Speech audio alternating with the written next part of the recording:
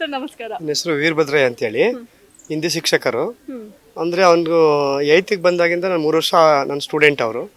ಹಾಗಾಗಿ ಅವ್ರ ಅಣ್ಣ ಮತ್ತು ಅವ್ರ ಅಕ್ಕ ನನ್ನ ಸ್ಟೂಡೆಂಟು. ಇವನು ಲಾಸ್ಟು ಕೊನೆಯವನು ನಮಗೆ. ಹಾಗಾಗಿ ಅವನು ನನಗೆ ಹಿಂದಿ ಸಬ್ಜೆಕ್ಟ್ ತಗೊಳ್ತಿದ್ದ. ಅವ್ನು ಕಾಪಿ ರೈಟಿಂಗ್ ಬರೆಸ್ತಿದ್ದೆ. ಕಾಪಿ ರೈಟಿಂಗ್ ಬರೆಸ್ತಿರ್ಬೇಕಾದ್ರೆ ಅವನು ಬರ್ತಿದ್ದ. ಕಾರಣಾಂತರದಿಂದ 23 ಡೇಟ್ ಹಾಕಿ 28 ಹಾಕಿದ್ದ. ಅದ್ರ 3ನೇ 8 ಮಾಡಿದ್ದ. 3ನೇ 8 ಮಾಡಿದ್ದ. ಯಾಕೆ ಹಿಂಗೆ ಮಾಡಿದೆ ಅಂತಂದರೆ ಬಕ್ಕ ನಿಂತ್ಕೊಂಡ, ಸೈಲೆಂಟ್ ಆಗಿದ್ದ. ಯಾಕೆ ಅಂತ ಇದು ಸ್ವಲ್ಪ ಭಯ ಹುಟ್ಟಿಸ್ದೆ. ನೆಕ್ಸ್ಟ್ ಒಂದಿನ ದಿನ ಕರೆಕ್ಟಾಗಿ ಬಂದ. ಹಾಗಾಗಿ ಮತ್ತೆ ಬಂದು ನಿಂತ್ಕೊಂಡಾಗ ಸೌಮ್ಯವಾಗಿ ನಿಂತ್ಕೊತಿದ್ದ. ಬೇರೆ ಹುಡುಗರನ್ನ ಮುಂದಕ್ಕೆ ಕಳಿಸ್ತಿದ್ದ. ಅವ್ನು ಹಿಂದಕ್ಕೆ ಹೋಗ್ತಿದ್ದ. ಅವನು ಹೈಟ್ ಇದ್ದ. ಕೆಲವೊಂದು ಮಕ್ಕಳುಗಳಿಗೆ ಹೈಟ್ ಇದ್ದ. ಅವನು ಹಾಗೆ ಹಿಂದಕ್ಕೆ ಹೋಗ್ತಿದ್ದ. ಹಾಗೆ ನಾವು ಯೂನಿಫಾರ್ಮ್ ಮತ್ತು ಹಾಕ್ಸಿದ ಶಾಲೆಯಲ್ಲಿ ಒಂದು ಗುಂಡಿ ಹಾಕಿರಲಿಲ್ಲ.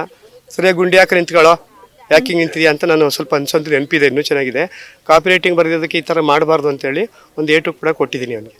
ಹಾಗಾಗಿ ಒಳ್ಳೆ ಡೀಸೆಂಟ್ ಹುಡುಗ. ಆದರೆ ಹಳ್ಳಿಲಿ ಹುಟ್ಟಿ ಬೆಳೆದಿರೋದ್ರಿಂದ ಅವನಿಗೆ ಗ್ರಾಮೀಣ ಕಲೆ, ಜಾನಪದ ಆಗಿರ್ಬೋದು ಅಥವಾ ನಕಲಿ ಆಗಿರ್ಬೋದು, ಮಿಮಿಕ್ರಿ ಆಗಿರ್ಬೋದು, ಎಲ್ಲವನ್ನು ಕೂಡ ಅವನು ನಮ್ಮ ಜನಗಳಿಂದ ಚೆನ್ನಾಗಿ ಕಲ್ತ್ಕೊಂಡಿದ್ದಾನೆ.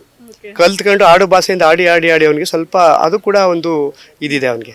ಹಾಗಾಗಿ ಅದನ್ನು ಇಲ್ಲಿಂದ ಗ್ರಾಮೀಣ ಹುಟ್ಟಿ ಹಳ್ಳಿಲಿ ಬೆಳೆದು ಅವನು ಎಲ್ಲನೂ ಕಲ್ತಿರೋದ್ರಿಂದ ಅಲ್ಲಿ ಬಿಗ್ ಬಾಸ್ ಆಗೋದಕ್ಕೆ ಇನ್ನೂ ಕೂಡ ಅನುಕೂಲ ಆಯಿತು.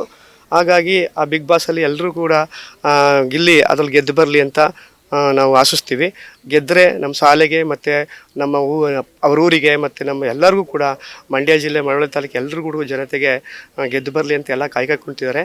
ಆದರೆ ಅವರು ಬಿಗ್ ಬಾಸಲ್ಲಿ ಗೆಲ್ತಾರೆ ಅಂತ ನನ್ನ ಭರವಸೆ ಇಟ್ಕೊಂಡು ಅವರ ಗುರುಗಳಾಗಿ ನಾನು ಹೇಳ್ತಿದ್ದೀನಿ ಮೇಡಮ್.